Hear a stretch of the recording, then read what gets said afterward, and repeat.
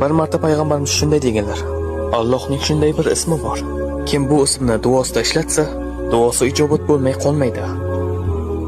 Bir kuni Anas roziyallohu anhu shunday dedilar: Men payg'ambarimiz sollallohu alayhi vasallam bilan masjidda o'tirganimizda bir kishi namozni tugatdi va yana ruku qildi. Keyin esa sajda qildi. U sajda qilib bo'lgach shunday dedilar: اللهم إني أسألك بأني أشهد أنك أنت الله لا إله إلا أنت الأحد الصمد الذي لم يلد ولم يولد ولم يكن له كفوا أحد. Va u Allohdan so'rashni davom etdi. Payg'ambarimiz o'girildi va u kishiga shunday dedilar: Sen Allohdan uning eng buyuk ismi bilan so'rading. Agarda kimdir Allohdan shu ism bilan iltijo qilsa, Alloh unga javob beradi. Agar kimdir shu ism bilan nimadir so'rasa, Alloh beradi. Alloh buni ikki xil yo'l bilan qiladi.